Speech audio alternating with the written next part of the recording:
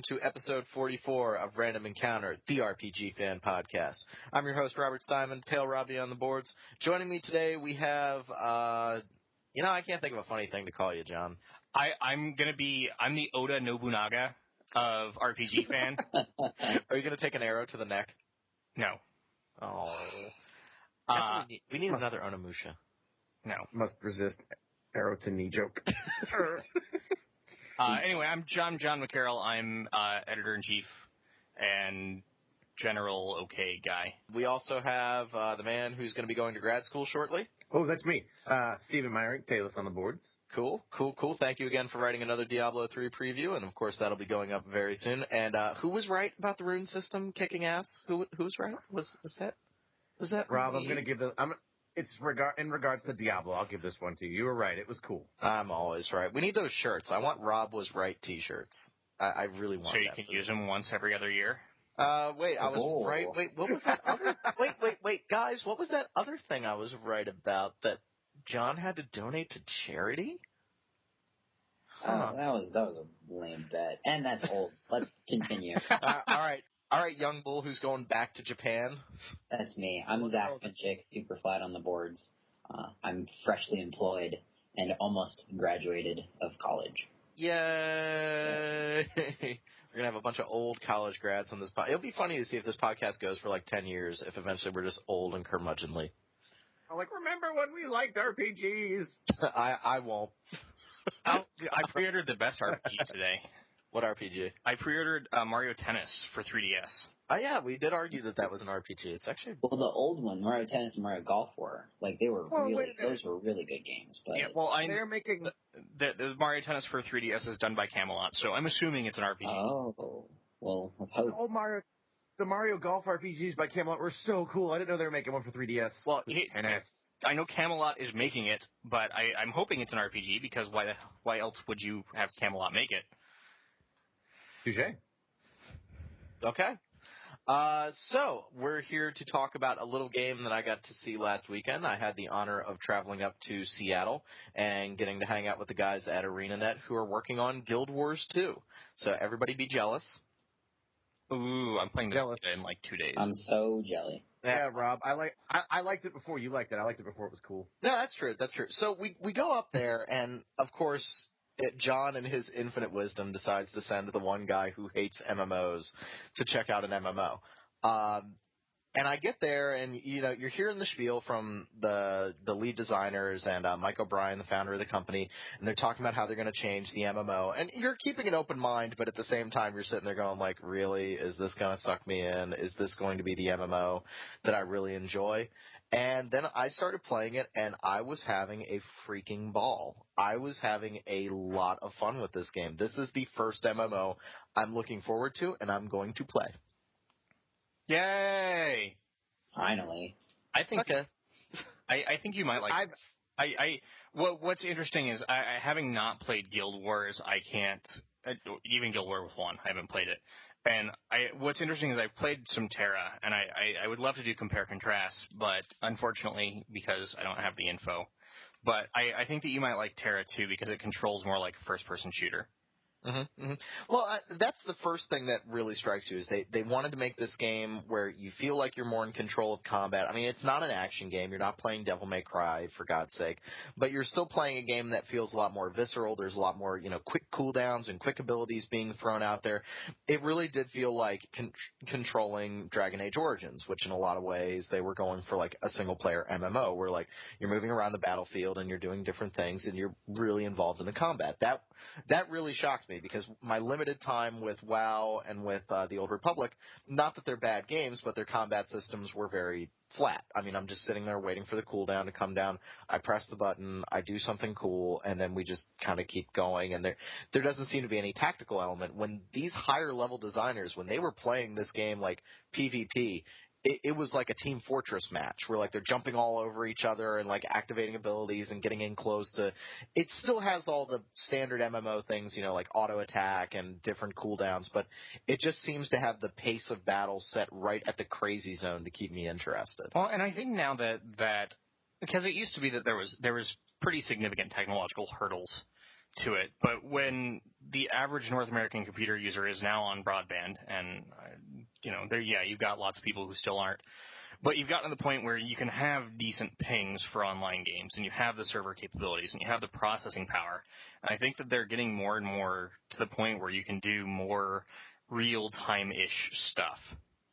And that's one of the interesting things that I've seen in a lot of videos and previews is that kind of different from how you would have, say, in World of Warcraft, a targeted spell that would target you and then it would just automatically hit you, based on a dice roll. You can actually dodge out of the way of projectiles, if I'm not mistaken, and a lot of the area of effect attacks are, like individual projectiles hitting individual things, and so you have this little bit more action-oriented, kind of movement-oriented combat. Yeah, that's what really, for me, I had played the first Guild Wars, so I already, this actually looks fairly different, but, when Rob went to go play, I was like, oh, man, Rob doesn't like MMOs, and, every time something's come out lately, like the WoW expansions or, Tor, I was like, I'm not interested. They're all, they have that, they kind of follow that MMO mold, I guess. And, when Rob went, I was like, oh, good. He'll tell me if it sucks or not. And, just from all the videos and stuff that I saw, a year and a half ago, they were saying you can dodge attacks. And that's crazy. I watched a video where a guy, did a sweeping attack, and the people who weren't in range of that sweeping attack didn't get hit. And, enemies, will hit you and can practically kill you, and it actually, I don't know if you had any experience with this, Rob, but I saw one video where they were fighting an ogre or something, and when it hit them, it literally it basically two-shotted them. So their options were dodge the attack by rolling or die. Wait, was it an ogre battle? It was indeed. I feel like we should all be having, a glass of pork right now and smoking cigars. Yeah, that's definitely a fact of it. It was a little strange at first because, the first big enemy in the game, apparently each one of the origin stories for the different races, you're going to run into a big enemy at the end of them.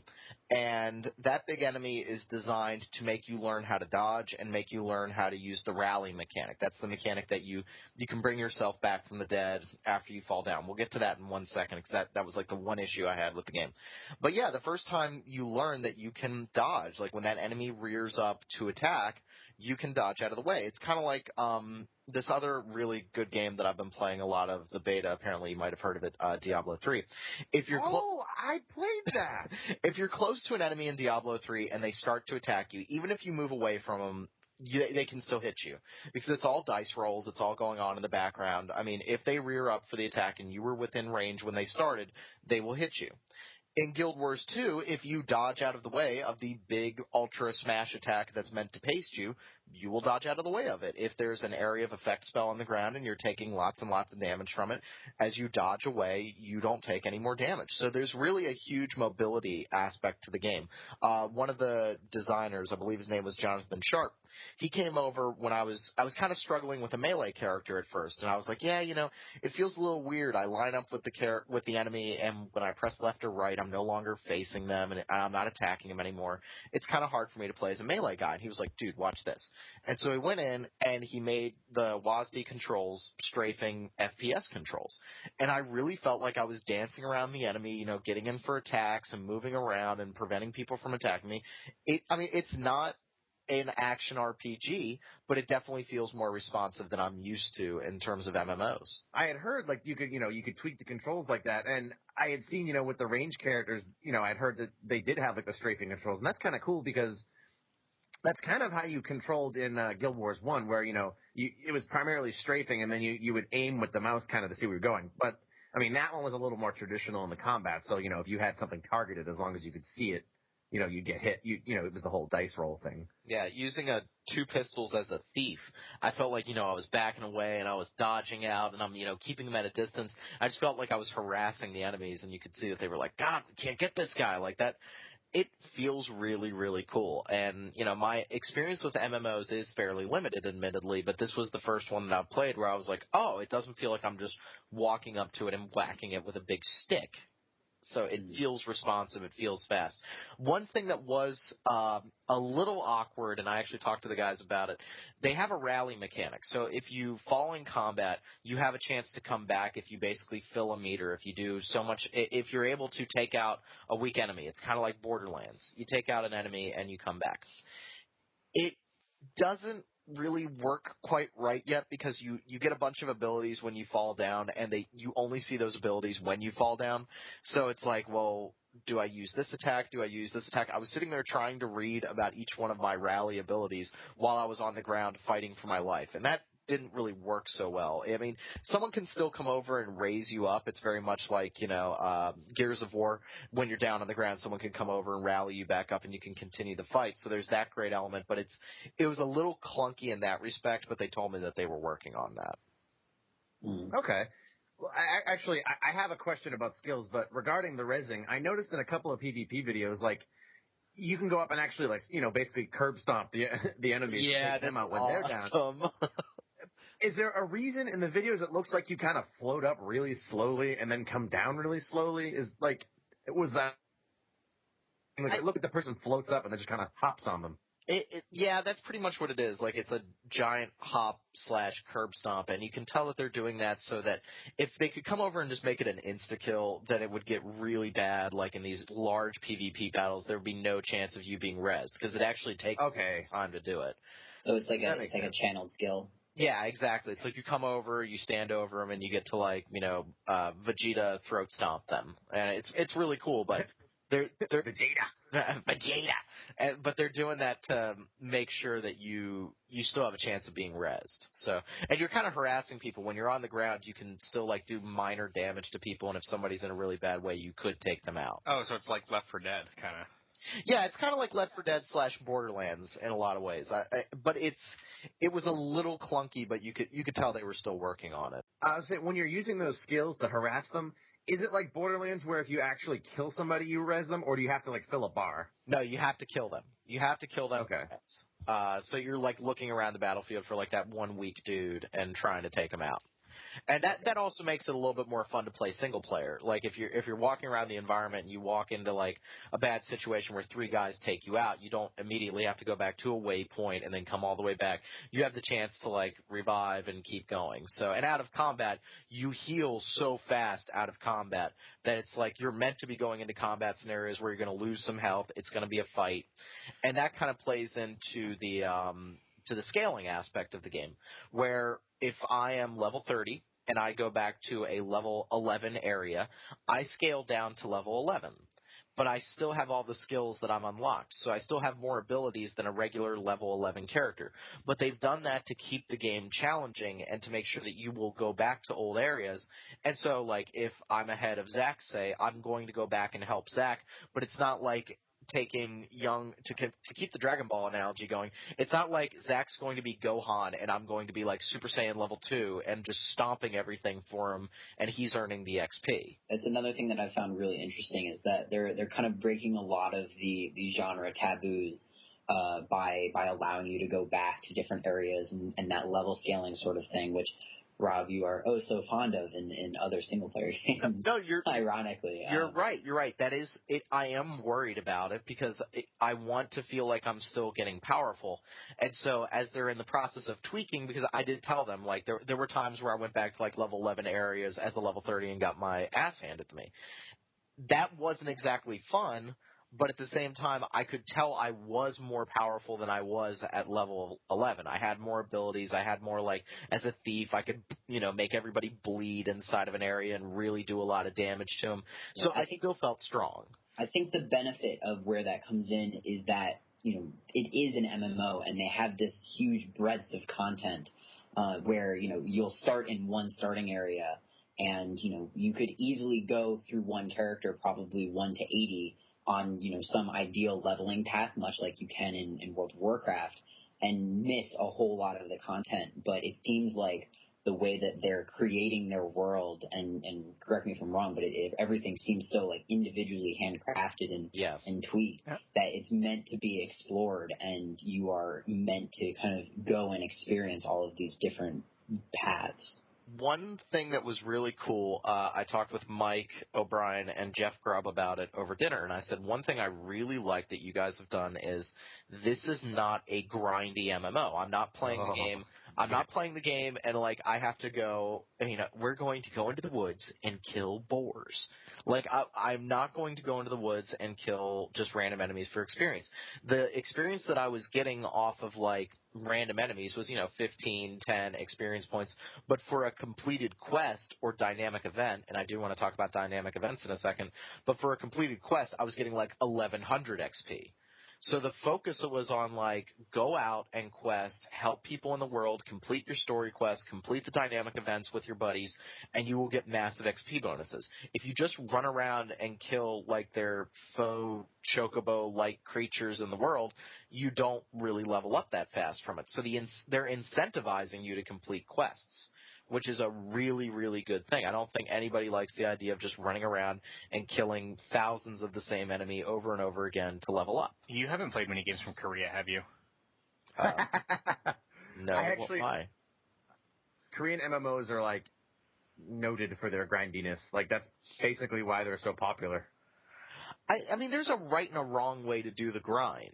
You can make a grindy game that still feels really good. Like, I think Persona games, I'm not saying that those games are grindy, but if you go around and level up once or twice, you feel significantly more powerful, and you're able to take on enemies a lot more easily. So I think that in that way, they're incentivizing a grind. But if you're playing another game and, you spend 3 hours and you gain one level and you don't really get anything out of it, well, kind of sucks. The big thing about Guild Wars 2, I wish we had started talking about this, but the big thing is that, and they've talked about it over and over again, they've talked about the dynamic events.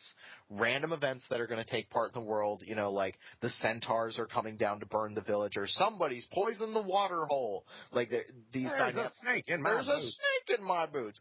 These dynamic events, and you're going to run to them as individuals. You're not going to have to party with each other. You're going to run to them, and as long as you contribute to the better good, and the game actually has ways of measuring that based on how much damage you've done, so you don't like have somebody who's just holding back in the event earning XP. No, you have to contribute in some way. And you're going to do this in a dynamic way. You're going to do it without having to worry about partying up in that thing. When you hear that, you sit there and you roll your eyes like, yeah, is anyone really going to do it? That first centaur attack, we ran to the village. We were like, let's get them. We're going to knock these guys out. And the way that they make you do that is when the village is under attack, you can't interact with the NPCs. You can't go up to someone and be like, hey, can I take a look at your wares? They're going to look at you like, dude, my house is burning down.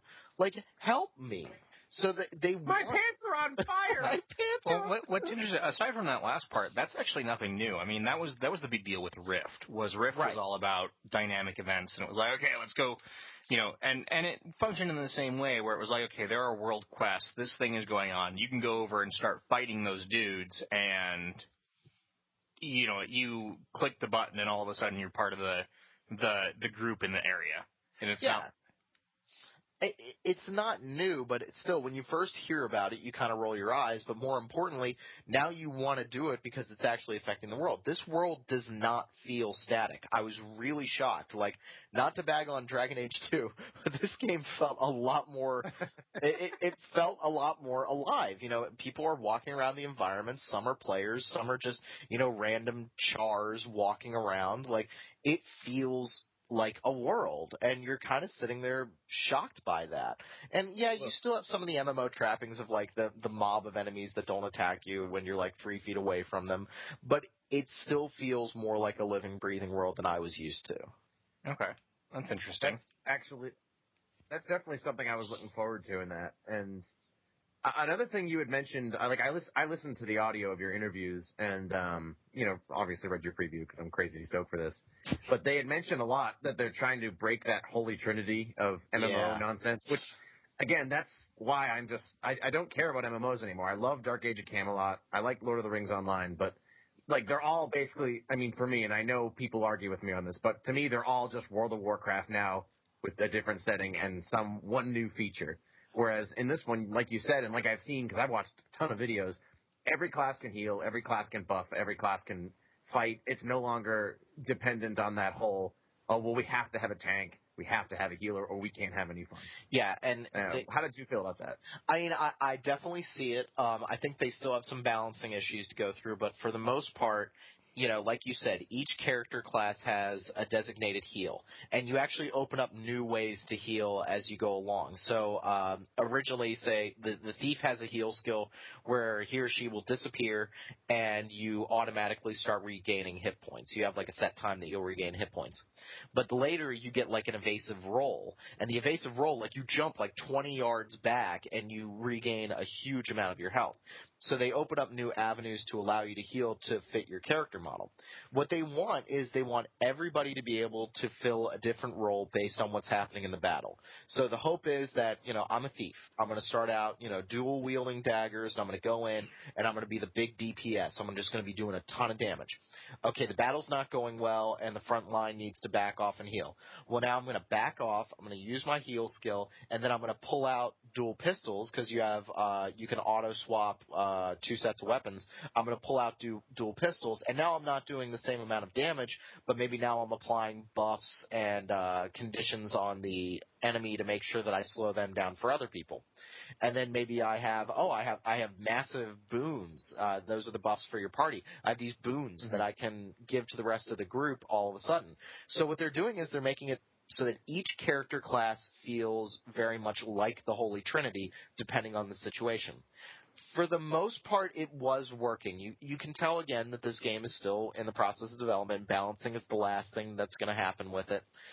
We've seen it in other games that are in beta right now that at first people thought were way too easy and now are nice and challenging. You see how I got Diablo 3 back in there? You see how I did that? It's not. All right. Let's be honest. The beta is not nice and challenging. The beta is stupid easy. It's still challenging. We'll talk about that later. We're getting off topic. Whatever. But so what's happening is you completely knocked it out of my head, dude. So like for example, the Necromancer was really based around keeping himself healed. You have a minion that is constantly sucking health off of enemies and healing you. You can also cast a spell that dispels him, and you get a massive heal bonus. So the Necromancer was like fine in terms of health management. The Thief was a little bit tougher. Like, if you could have somebody inflict bleed on you, and all of a sudden if you're bleeding, you only recover half hit points if you use your heal skill. That was really hurting the Thief, and I actually didn't realize what was happening until a developer tapped me on the shoulder when I was looking at the screen going, why in God's name is this happening? So you can tell that they're still balancing it, but for the most part, I wasn't sitting there as the healer, just shooting them with the ray of health.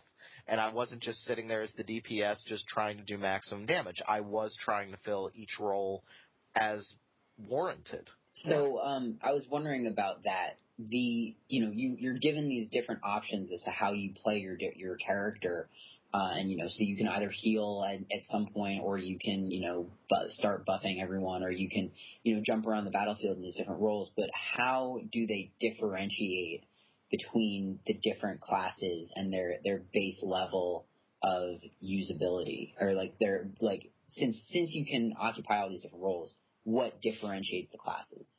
Okay, so I can speak toward the classes that I played as, and I think that's a great question. The Necro was very much like a mid-range battle guy. So as the Necromancer, I was sitting there, and you have weapon skills that you develop as you use a weapon. So I was using an axe and a focus in my offhand. So I had a list of attacks that were for that weapon setup. If I had gone axe dagger, it would be something slightly different.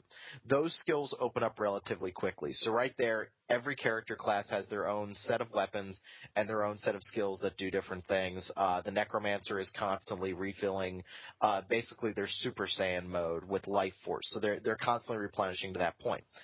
So they're kind of a mid-range fighter. You're summoning minions. Your minions get close around the enemy. You have abilities to detonate them and have them do damage, or suck up your one character so that you can get a massive health bonus.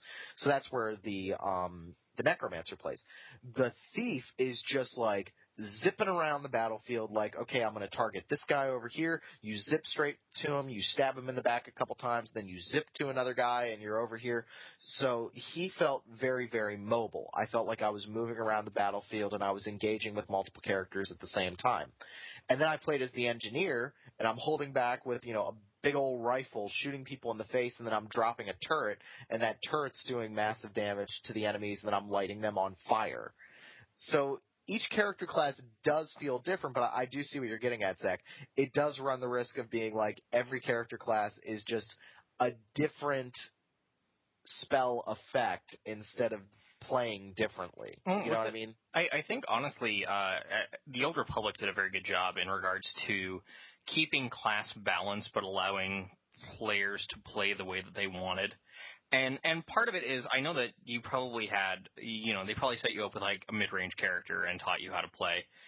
We started out at level 1 first and then moved on to mid-range characters. So I think that the differences that you're probably going to see are probably similar to the Old Republic. Like when you have the different heal classes, yes, they're both healers, but they heal in different ways. One might have a lot of heal over time spells, might have a lot of maintenance, but not a lot of big heals, and the other might be all about, let's heal you up from 1% and make sure that you live. Yeah, you're right. And each character class felt different in the amount of damage that they were taking and how much damage they were using. I watched somebody who was playing as a ranger, and they were very much like circling around and shooting them with bows and arrows while their giant bear was rushing into combat to kind of act as a buffer between the two. So it seems like they're trying to do both. They're trying to make it so that you're going to have multiple different styles of builds. I mean, the number of skills and traits available was mind-boggling. The first time they gave us like 24 skill points to unlock skills, I was overwhelmed. I was like, I have like 30 skills to choose from. What do I do? And then you have the traits, which are like passive abilities outside of battle. So you can really fundamentally craft the character that you want, not only for your playstyle, but also for the situation. If you're going into a dungeon with a 4-man party and no one's filling this role, it seems like every character class has the potential to fill that role. Whether or not that's going to create a problem where nobody feels different, I think that's where things like the way that the game plays, the way that they kind of make some characters more mid-range, some characters more close range, and the way that they handle spell effects and different AoEs, I think that's what they're going to do to make the characters feel different. Now, really quick, before I know Steven has a bunch of questions that he wants to ask. Steven had mentioned multi-classing in the original Guild Wars. Am I right? Yeah, right. Didn't see anything about that. Didn't hear anything about multi-classing. It kind of feels like each class is their own. I mean, they've talked about they talked briefly about, of course, we're going to have other classes and expansions and that sort of stuff. So, but there was nothing about that just yet. As far as I'm aware, they've taken that out of the game and tried to make each class a little bit more uniquely defined in each role that that they're given, but that's the most I know about it. So. Okay, I'll let Steven go because he's been talking in chat for a long time. He just wants to. You're a gentleman. You had mentioned the skills, and I had asked you on the message board. I noticed watching videos that every class has their weapon skills, and I was concerned because it looked like okay, I'm a I don't know which class can use what, but I'm an elementalist. I can use a stick, a wand, and a big sword. I'm concerned that you're going to, because I heard you unlock those weapon skills quickly. Are you going to unlock all of your weapon skills by level 30 and then have the same 5 weapons, the same selection of weapon skills for the rest of the game to 80 and then, have those passive abilities on the right? Or so you unlock the 5 weapon abilities rather quickly. By level 7 with my first Necromancer, I had unlocked all of them. Then on the right side, you also have a selection of skills that you open up using skill points. So for the Thief, you have you're going to make it so that your next 3 attacks do poison attack damage, or they're going to have a chance to knock down an opponent or immobilize them. For the Necromancer, you have the ability to summon different pets. So you have a wide range of skills. You have 5 weapon skills, and then I think it's 4 or 5 skills on the right-hand side. Then you have the utilities, and those are the passive skills that you have. So you're right. You do open up the weapon skills very quickly, and those are kind of meant to always be used. You're going to be constantly flipping those and using those at different situations. And then you have your heavy skills that you're going to use. Okay, so the weapon skills are kind of like the signature skills from Diablo. They're like your bread and butter left, right, click sort of thing. Yeah. This is what. And for example, like to differentiate each class has like a different kind of mechanic that's going on. The thief has a mechanic where he can kind of zip between characters really fast using what's called steal. And it's like a shadow step ability. And then you also have, the thief has initiative. So every skill that the thief uses costs initiative. It doesn't have a cooldown. So you generate one initiative every second and you have a total of 10. So you can keep using skills until you run out of initiative, and then you have like an overall cooldown. The Necromancer is gaining life force, and he has this ability to basically go Super Saiyan and do like monstrous damage to enemies once he gains it, and it kind of keeps him invulnerable for a period of time.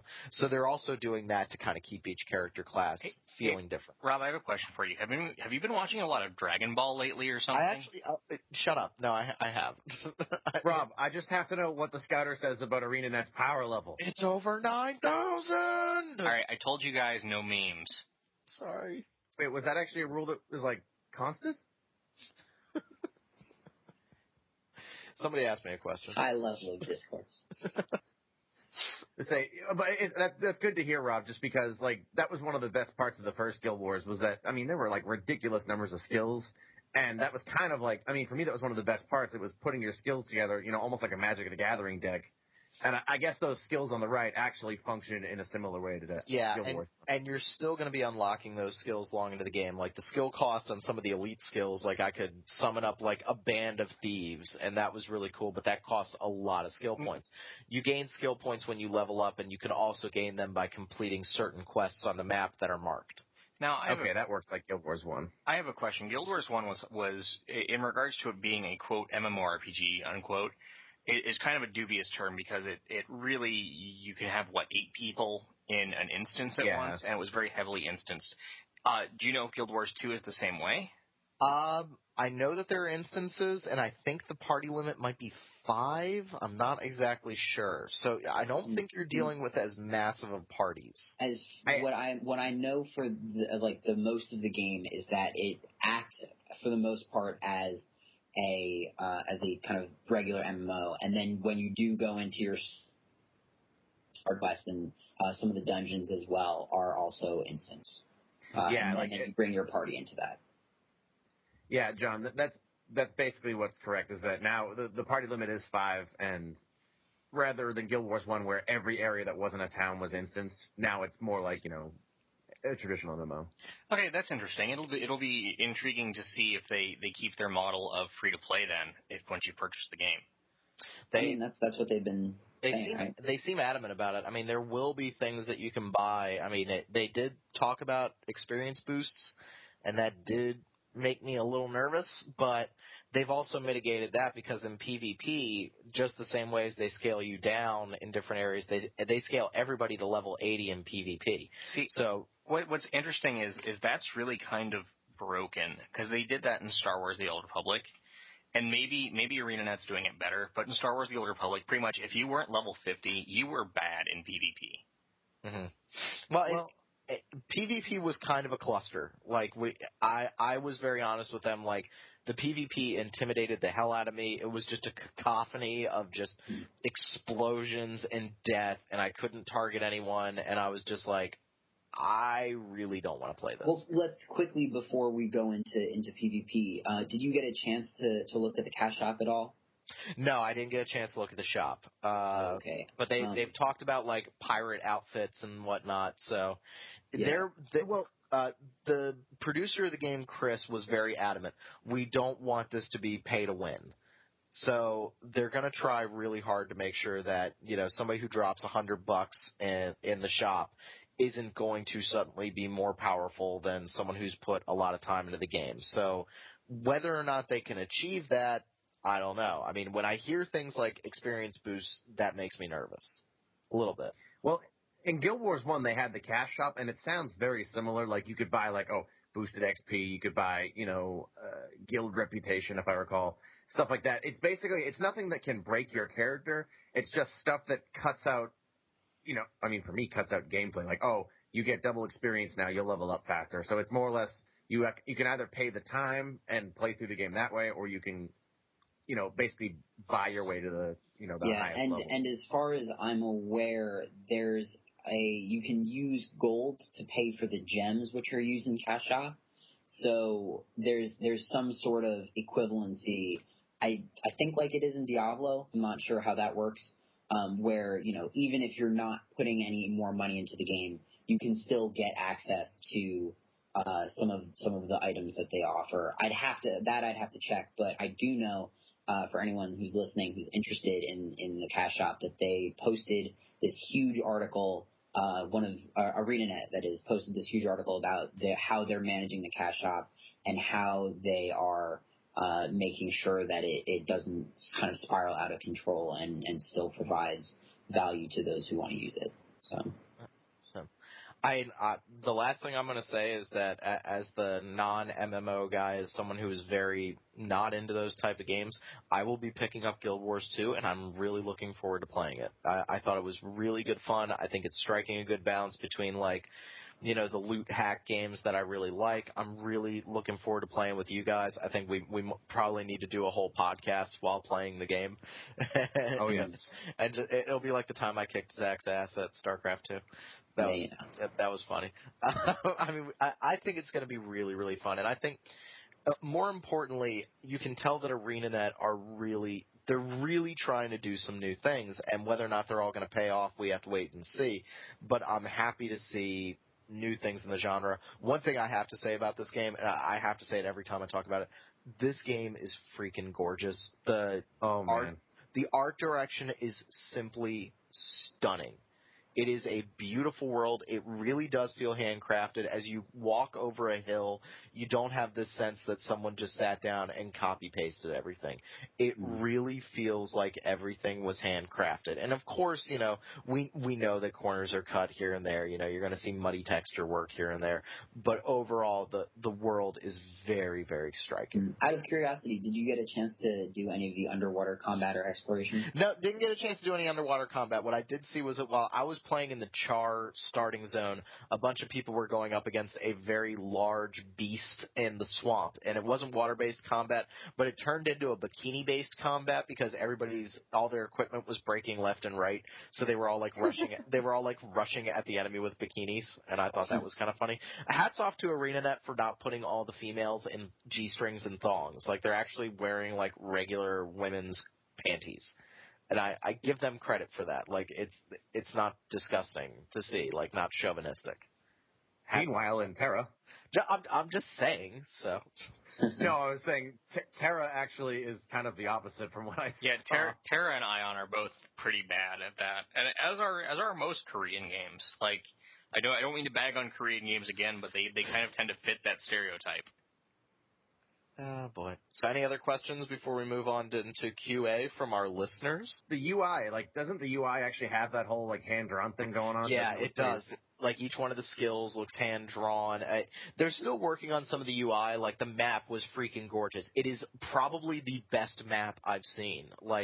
Everything was clearly labeled. They show you which stairwells to go up and down in a clear manner in the mini-map. You can zoom the mini-map out easily, zoom it in.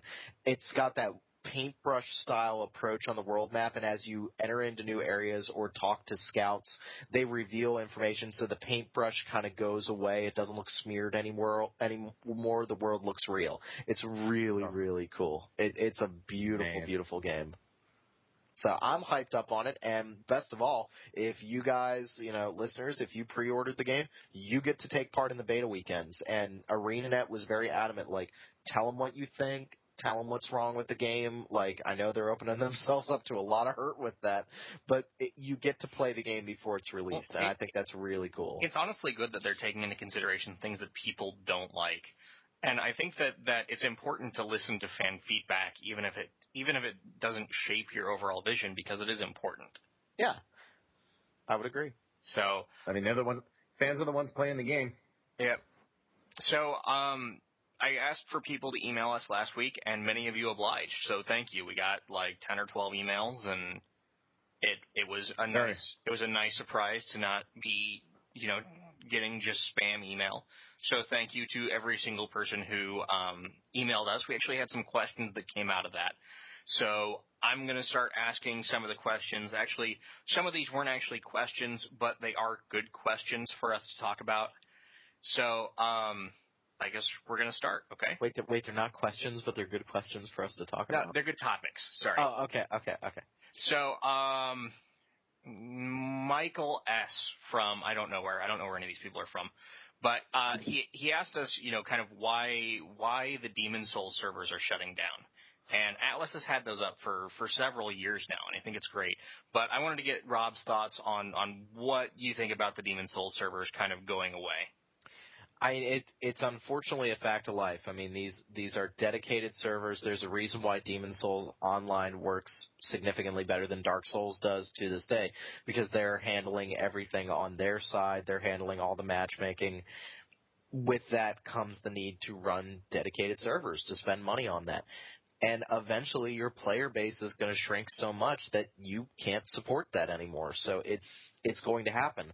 I wish that there was maybe a plan to switch it to a client-side, peer-to-peer. Now, I got to cut you off before you even get there. Does that even work with the way that all the tendencies work in the game? Yeah. No, I mean, tendencies, that's unique to your own world. They also have server tendency, too. Yeah, that's separate from just the events. They were doing that, well... The only thing that I know is that the world tendency, they could change according to events, but for the most part, if somebody came into my world, it only affected my world tendency. Well, so no, what it was Atlas, and I would assume From in Japan, were running actually on a regular basis. It was like, okay, it's going to be white world tendency for this month, or it's going to be black world tendency, or we're going to do tendency for this weekend, or whatever. Yeah. Yeah, like that was the general tendency, and then you could veer away from that through the actions, but I mean, it was, if I recall, it was pretty difficult. All right, we got to pause again because we're getting feedback again. Yeah, I can hear myself too. Yeah. Oh God, Skype. We need to figure out another way to do this, guys. All right. What I think it's coming from me, even though I'm not sure why I haven't changed any settings. What I'm going to do is I'm just going to mute myself when I'm not talking, and we'll see if that fixes it. Okay, so mute yourself right now. Let's see if we got any feedback right now. I don't think so. It already seems to be. Oh, well, I was like, yeah. Oh, it already seems to be fixed, and then John's muted. So, all right. Sounds good. I guess, yeah. The whole podcast is better now. Yay! Be nice, Rob. I know. So I know that they were doing events. They in America, they were doing events to bring the world tendency to black or white. And so I think that's a really cool thing that they could have done. I think a company has to show a great deal of foresight to have something that's originally starting off as dedicated servers and switching it to peer-to-peer. Yeah, I feel like that would take a huge shift in the way the game kind of functions, not just on like a mechanics level, but on like a programming level, and to invest that much in co-op coding and all of that stuff for a matchmaking system, a peer-to-peer matchmaking system, I feel like would not be worth it at this stage in the game. Yeah, it's like which one? Yeah. It's which one would you rather have? Like Demon Souls is going to be shut off, which is a bummer, but you also got a really good play experience out of it when it was working. Dark Souls has been kind of rough in terms of, it's much better than it was, but it's kind of rough to get people into your game sometimes, but it's always going to be there because it's peer-to-peer. One thing I think that's definitely worth noting is how awesome it was for them to basically support it as long as they did, though. I mean, oh yeah. What's it been? Like 2.5 years now? Yep. Yeah, they barely even expected it to sell, and then it went and did so well that, we got Dark Souls, and, for them to have supported it this long is pretty fantastic. Yeah, I don't think anybody should be upset about it. I think it's a bummer, but no one should be upset about it. So I mean, you still have, and by the time this comes out, when does it end? End of May? I think the servers go down May 31st, so hopefully this will go up before the end of the weekend. So you'll have a good solid month to get as much Dark Souls as you can, or Demon Souls as you can stomach before you just want to kill yourself. So we had a couple of readers email us about our DLC discussion that we had with Tales and how I thought it was just obscenely absurd. We got kind of a couple of dissenting opinions. One person that thought, well, you know what, if you're a hardcore fan, you're going to buy it. and you're going to support the developers, and another person who thought that it should be more affordable. I know we've kind of chatted about this a little bit before, but I mean, what do you guys think? Yeah, as someone who wasn't on the podcast last time, it's one of those topics that makes me kind of get all up in arms. And when I was listening to it, I was just like, oh, I wanna say something. But yeah, I really hate the price gouging that goes on in RPG, especially RPG DLC. A lot of DLC these days is kind of baloney, but the costumes for Tales games especially. And I mean, we've talked about this at some point, I think probably over a year ago, but I went on some rant about how, DLC is killing RPGs. And, I mean, maybe it's not quite to that extent because there's a lot of good stuff that's come out of the New Vegas DLC, for example, or I'm not sure how the Amalur DLC is going, but these small kind of nickel and diming sort of things for parts of a game that would have been in a regular release of an RPG 10 years ago. You get the costumes and you get the extra bosses, and I don't know, it really bothers me. I think I'm not the type of person that will probably ever buy things like costume packs and different elements of DLC. I'm really only put out my money if it's a piece of content that I'm really interested in, or if it's a piece of content that John tells me I absolutely have to buy. So I think certain things of DLC are great. Point Lookout in Fallout 3, I think that was marvelous. Really good idea. Other times, like I've said before, I don't understand why Missing Link came out for Deus Ex. That was odd and bizarre, and I don't like a section of the game being taken out.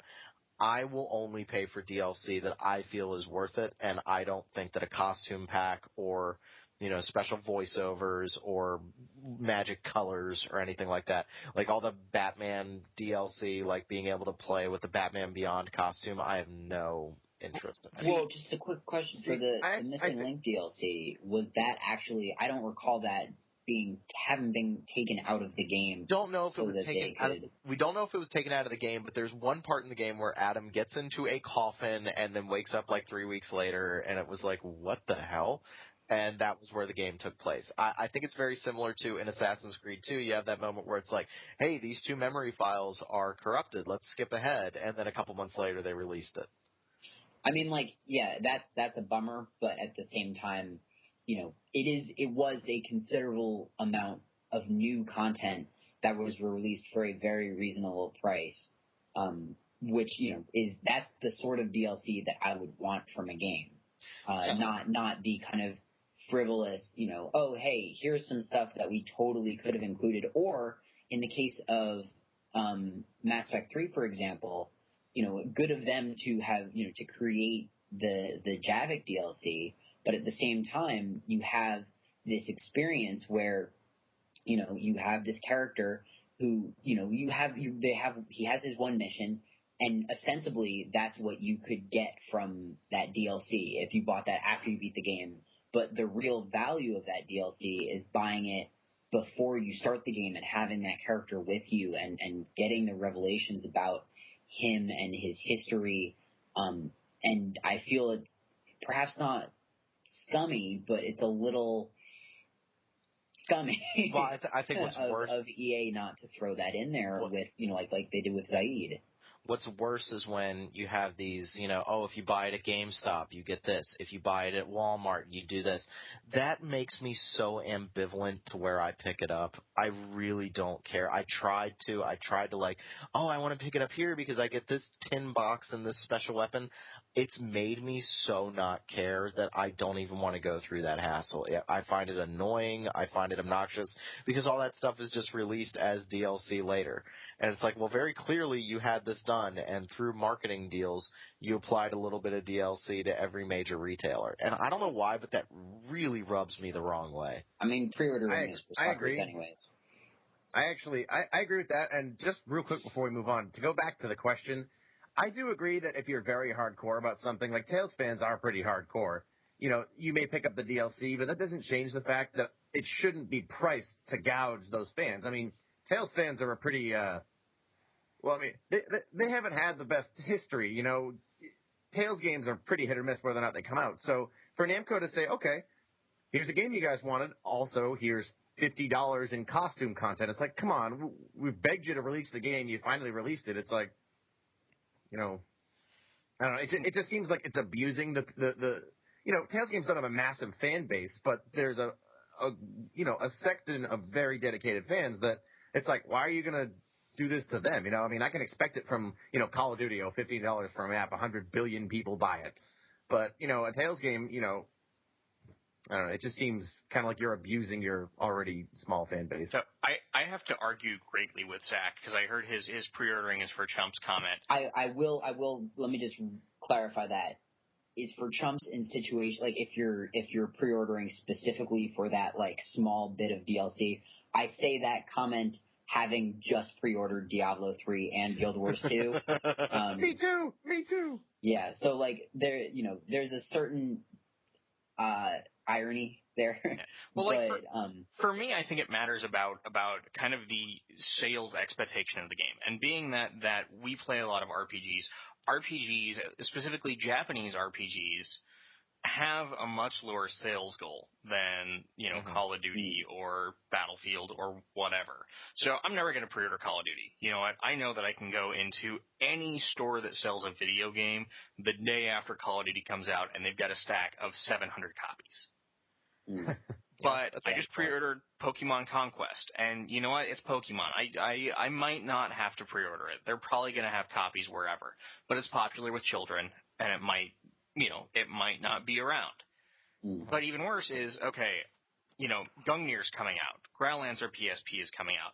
Now, I'm actually not going to pre-order either of those titles because I'm going to buy the PSN version. But were I interested in buying a physical copy, you bet your butt that I am going to pre-order that. Yes, I mean, I guess that's the other kind of situation is where you have these, this limited supply of physical copies, especially with Atlas and XDeed and the smaller publishers that handle JRPG releases. I've been on a huge PC gaming kick for the past year or so, and Steam has ruined me for buying games at full price. And I'm kind of on the digital distribution train at this point. I'm talking to Zach last night, and in the span of I'd say 45 seconds, I go from, hey, you have Guild Wars? No, I don't have it. 45 seconds later, oh, I'm trying to put in my beta code. Wait, you bought it? Yeah, I just bought it. One thing that I find is interesting is that there's a very clear, in regards to brick and mortar games, there's a very clear way that games go. Is they go in full price, they go on sale for a short amount of time, they go back up, and then they gradually decrease in price until an outlet is out of them. And I don't think that that's the case in digital distribution. I find that very intriguing because you'll have games that go in full price to a third of its price, back to full price. They'll stay at full price for 5 months, go back to $5, then go back to $50 after they're off sale. And I just find it intriguing how that market is not more frustrating in regards to pricing. I wish that I was Valve's economist because I think that must be the most interesting kind of pricing structure that they have going on. I mean, I know I don't want to get too much into what Valve specifically does, but it's the reason that they're able to discount those games is that they'll have their games sitting at $40 or $50, whatever it is, when it comes right out. And then, you'll hit the summer sale and it'll be 50% off. And, you'll get a good number of sales from that. But then when you hit the next 6 months or 8 months, they're able to drop it to $10 or $5, which is a no thought purchase for people who are oh, well, for example, Space Marine, was $10 the other day. Totally worth it. Yeah. And I actually, oddly enough was need to save up some money because I'm leaving the country in 3 months. But you have a whole bunch of people who would never have bought that for $60, when it came out, or even for $40 or for $30 where it's sitting now, for that kind of, 6 to 8 hour single player gameplay experience. But then it drops to $10 and you have all these people who are well, yeah, I'll buy that for $10. And then they play it and they sell thousands of copies that they would have never sold before, right, just because of, that drop in price. So even though they're quote unquote losing money on each sale, they're making many times over the amount of sales that they would need to compensate. There was an indie developer who it was retweeted into my Twitter feed, and he was talking about how their game had been out for like 3 or 4 months, and it went on 75% off on Steam sale, and they made more money that day than they had made up until that point on Steam. You hear a lot of stories like that on Steam. That's crazy. All I'm going to say is Guild Wars 2 will not be on Steam.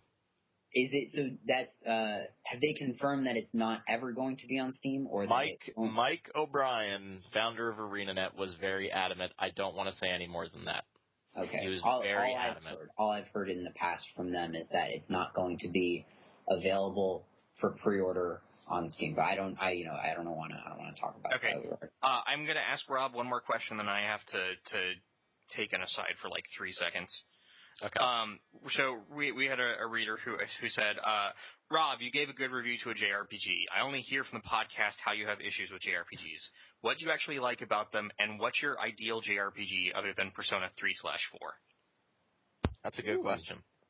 So I am, people say I'm anti-JRPG. I think it's more I'm very frustrated with JRPGs today. It's been a long time since I played a good one, Persona 3 and Persona 4. I think what I really like about JRPGs is I love in-depth storytelling with great characters. I think that's why I've shifted from, Final Fantasies over to the BioWare style games, because I think BioWare is doing a very good job of it. But, I loved the characters in Final Fantasy 9, Final Fantasy 7, Final Fantasy 6, Chrono Trigger. So right there is having Chrono Cross, yeah. Well, you got to remember that Chrono Cross has a lot of disposable characters, but some of them are really good. I think I'm always looking for interesting characters. I think I want a storyline that's going to keep me engaged. I mean, I love certain anime. I love Record of Lodoss War, Evangelion. So I like anime that keeps me intrigued. I like a good storytelling motif. But more importantly, what I look for in a JRPG is I look for a strong strategic combat system. I look for a combat system that I know I'm going to play for like 60 to 70 hours. It's not going to bore me, and I feel like I'm getting stronger and I'm developing as a character. I think that's something the JRPG does or used to do very, very well, and it's been hard for me to find titles like that. I freaking loved Dragon Quest VIII. I was remembering how much I loved Dragon Quest VIII because it was this big, open, huge world to explore. I'm remembering how much I love the Persona series because I love their combat systems, how much I love Final Fantasy VI because it was just so intriguing, the twists and turns in the storyline. I think that's what I really enjoy about the JRPG. What I don't like about the JRPG is the grinding, is the inane voice acting at times, when your combat system is crap and you force me to keep playing it, or the linearity. I think as I've gotten older, I like to do my own things in games. And sometimes it's nice to have a linear game, but when your game is just one giant string leading you down one correct path and you just press fight all day, I don't enjoy that. Okay, well, that's good. I think was that a good answer? I feel like I rambled there a little bit. No, dude, it's a podcast. No, that was good. Ramble. But don't get me wrong, a very nice gentleman on the website is sending me Shin Megami Tensei Nocturne, and I'm looking forward to playing that. Yeah. So, oh man. I have a lot of JRPG. Let me just finish up real quick. There's a lot of JRPGs on my backlog. I know we're gonna do the Shadow Hearts podcast. We are. I promise. I want to play Shadow Hearts. I want to give Digital Devil Saga another chance. I don't think I think just starting out like out of grad school, that was the wrong time to pick that game up. Like I had just started up my career, so maybe I need to give that another shot. I still want to finish Xenoblade because that game is just too freaking long. So there's a lot for me to do. So I have a backlog. I will get to it. Okay, and a couple of people who had questions for Ashton about Tales. Obviously, we can't ask them to Ashton because he's not here. He's dead. We killed him. I think we're gonna have this the last question because I know that we're coming up on time, especially since we're gonna have interviews this week. Last one I think we've got is actually from the same reader who asked Rob the JRPG question. What do you guys think about the chances that there will have more RPGs that have couch co-op? Oh boy. Good question. That reminds me of when we talked about Dungeon Siege 3, which, I mean, that to me, that is the only part of that game I remember, was that it was a lot of fun couch co-op and, Tales games and, like, the old Seiken Densetsu games and, like, Secret of Mana. I would love to see more of that kind of game. How likely it is, other than Borderlands, I can't think of any coming out soon. I just realized that I bought Dungeon Siege 3 on a Steam sale. I completely forgot about it. Now, one thing is that this reader actually brought up Tales, and I don't like the kind of couch co-op that Tales has, simply because you have one player who's spending half of their time doing nothing. Well, I don't know though. Like I've played the last. I mean, almost every Tales game I played in multiplayer, and you're in combat so much in those games, especially if you're on a higher difficulty because the fights take longer. I mean, I can see your point. Like when you're sitting there watching somebody do the dungeon, unless you're switching off the controller, it can get a little. I'm not even talking about just exploring the dungeons, but when the person is futzing with equipment, or they're talking to people in towns, or it especially becomes an issue when Kimberly and I are playing a game, because Kimberly is I want to explore everything. I want to see what's going on in every nook and cranny. And I'm like, the story guy is over there. Go talk to him. Jackie is the same way. When I watch her play Diablo 3, I want to kill myself. That's how you're supposed to play games. She smashes every vase. That's how you're supposed to do it. You know what, Rob? I told her on Facebook I approved of her, and I still do. I think that it's interesting, especially it doesn't become such an issue when you're playing a game like Dungeon Siege because, well, you know what? You're going to hit everything. That's what your job is in that game, is to punch everything. I don't think that's necessarily so in a JRPG. Like, I don't care if I get all the magic Carta cards at Tales of Grace's F. Actually, go ahead. No, I can see where you're coming from with that. A lot of JRPGs, it's like, I explored, and all you found was, I found an elixir in the cabinet. In some cases, you'll find, this guy has a cool story, or like, with Lost Odyssey, that's not multiplayer, but, you'll find like the 1,000 Years of Dreams or whatever. But I can see where you're coming from, where watching somebody just, hello, our village is clean and happy. Welcome here. I think you have to design the whole game around multiplayer. I thought Dungeon Siege 3, as a couch co-op experience, did a really good job. But if you look, it's really becoming, how many games now are really built around couch co-op? I mean, Call of Duty, yeah, you can play it 4-player, but you're meant to play it online. Like, that's the way you're supposed to play it.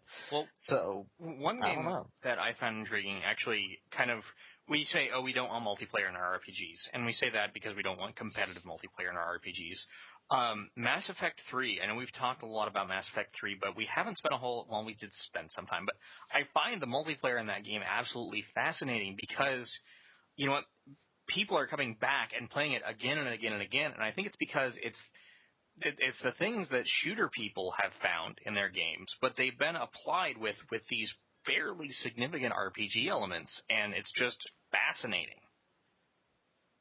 It is definitely like, I mean, I agree with that. Like, if you look at Mass Effect 1, like, you never would have expected to see multiplayer in that series, and now, like, it's kind of both sides have moved a little towards the middle. At least that's the vibe I got. It's a little less RPG and a little less shooter, but they've met in the middle somewhere. Yep.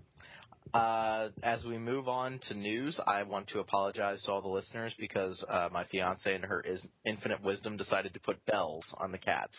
So I apologize. The cats weren't in enough trouble already. I look in the Skype window and everyone's like, "What is that sound?" Meanwhile, Steven's just like, kitties. So, brief news segment, Zach. Although there's only one news story that matters. There's a lot of news. No, there's not. There's enough. Well, just to I don't know when the podcast is going to go up. Hopefully before April 30th. Just because I'm very busy over the next couple days. But Amazon right now has restocked a bunch of Atlus's PS2 titles, including all of them are Shin Megami Tensei games, I believe. But Nocturne, Persona 3 Fest, Persona 4, and the Digital Devil Sagas each are $20. And if they're still around, you should definitely try to pick. I'd say, hey, all of them. Yeah. If you have the money. One thing that I find absolutely intriguing about this is these are reprints based on what we know. And Persona 3 Fest, interestingly enough, is $10 as a download if you have a PS3. So I'm very interested to see if that one sells quite as well for twice the price for a physical copy. Yeah. I mean, hey, you have a lot of people who might be, I guess now that it's on the PS3 for, I don't know.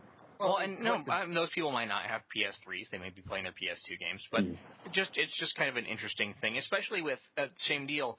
Persona 3 Portable, I think, got reduced to 15 or 20 on the PSP. But it's just kind of intriguing.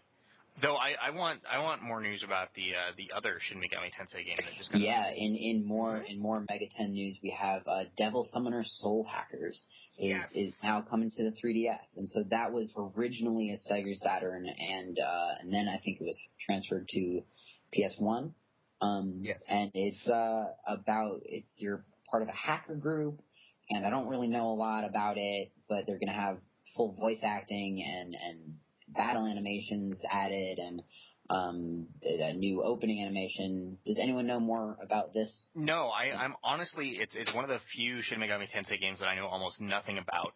But I love the fact that we got our invite to visit Atlas at E3, and they're like, yeah, we're going to show you Persona 4 the Ultimate, and we're going to keep everything else hidden until the show. So I'm hoping that Soul Hackers is there. That would be. I really want to hear more about that, because I've looked at a lot of playthroughs of that game, and it looks really cool. Kind of like how you had Nocturne and you had Digital Devil Saga. That they were thematically pretty different. This one looked a lot like in the Digital Devil Saga vein. I don't think we'll see Persona 5. I think we'll see the new official Shin Megami.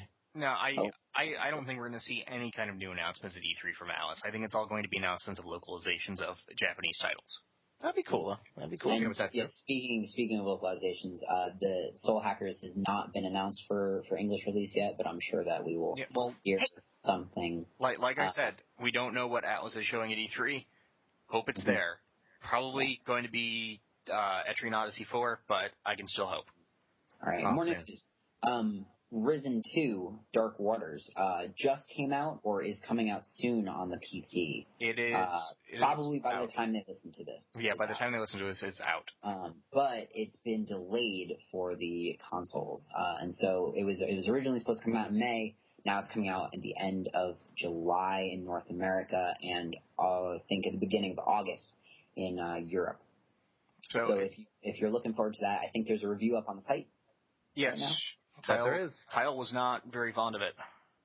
That's, the first one was supposedly Well, what's interesting is from what I understand with the first one is the port for the Xbox was supposed to be pretty awful. But the PC version was supposed to be good. But much like, I think that German developed RPGs they have a very unique feel. And there's a bunch that I have on my Steam account that I've been meaning. And I think Piranha Bytes has they appeal to kind of a specific kind of RPG fan, and I think those people are going to eat the game up. It's just, I think that it's not for everyone. Now, Piranha Bytes, were they the ones that did Gothic 4 or the first 3 Gothic games? No, aren't they involved? They did the first 3 Gothics, and then Gothic 4 was passed on to some new developer. Well, not Risen was said to be kind of the Gothic 4 equivalent. Yeah. So, anyways, more news. We mentioned before, Demon Souls is ending, or at least the online portion is ending next month. It is, in fact, May 31st. And they're going to have 2 server-wide World Tendency events, one on May 1st and one on May 16th.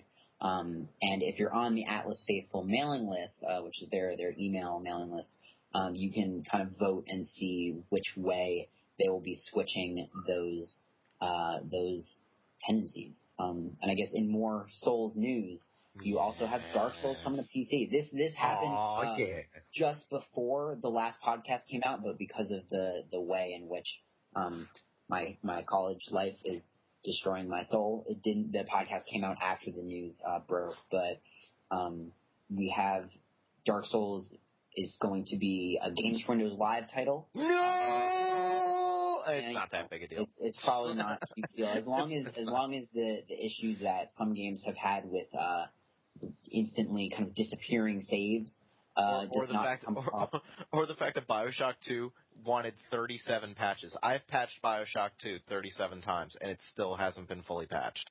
Well, I mean, we don't really know much about what exactly is going to happen and what sort of PC specific stuff that they're going to offer, but they are offering a new boss or two.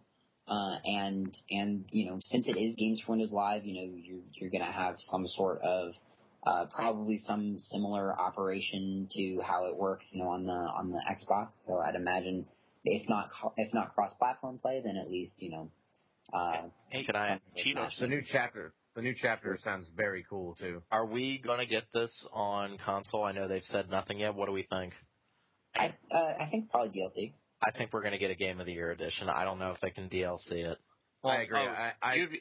Dude, they can DLC anything. I threw in Disgaea 4 for the first time in like 4 months. It came out last year, yeah, I think so. Yeah. And I downed the patch. The patch was 1.7 gigs. Okay. I mean, if they can do it, but it would not surprise me if they just kind of, I don't want to say screw people over, but it would not surprise me if they release like a Game of the Year edition again. It was published by? I'm going to guess Namco Bandai. Namco Bandai. Well, hey, more Dark Souls, I am okay with that. The new areas, as Steven was saying, they look sick. You're going to pay $10 for every quarter of an area. Oh, God, I would do it. Also, every time you die, it's going to cost 25 cents to revive. Oh, my God. Steven, don't give them that idea, please. I have one last news story and then a couple of releases that have come out. Just talk about we have Skyrim getting Kinect support so that you can yell Fusro Da at your television. You know what? I don't like Kinect, and I don't care for that, but I would do that just so I could scream Fusro Da at my TV. Hey, I like Kinect. I danced to LMFAO in Dance Central the other day. I love Dance Central. John, I want pictures of this next time you do it to go along with that picture. I can record the video that comes from it when I play. You know what? Never mind. I've got. Too late. I've got the PVR for the website. I can do video whatever I want. And I mean, John, I respect you as our editor in chief. Don't lose that, dude. The very first time I went to E3, we put videos of me doing wacky crap on the website. Like, you don't understand. I have no shame. I bet what's going to happen the first time I go to E3, you guys are just going to leave me in the desert. No, Rob, I just want to hang out with you at all of the appointments. You'll just hear scoffing in the background. It'll be like Peter Griffin at an opera. And then, I guess, real quick, some final new releases. We have The Witcher 2 Enhanced Edition is out for PC and Xbox.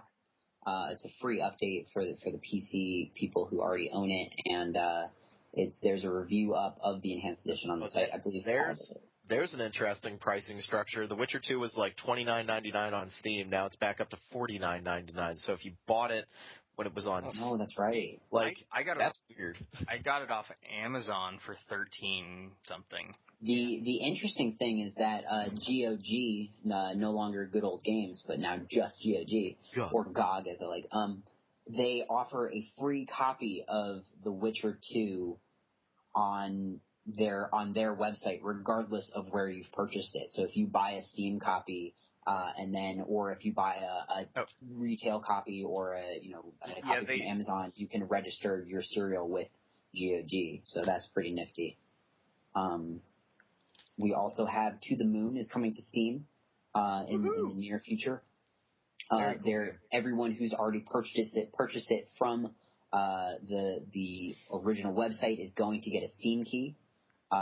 And so, no extra charge there. And I think that they're working on a Mac version right now. We also have Swords and Sorcery EP is now available again on Steam. There is a PC and a Mac version, and you get a free edition of the soundtrack.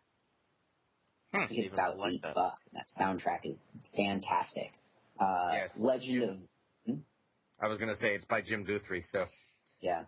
Another release, we have The Legend of Grimrock, not to be confused with The Legend of Grimlock. Grimlock King! Sorry. Wouldn't that... Oh, man. Is this kind of old school Eye of the Beholder, Dungeon Master, I believe, is another game. That sort of gold box era of RPGs that was out before I was probably born. And it's been getting some pretty great reviews. I don't know if we have one up on the site, but not yet.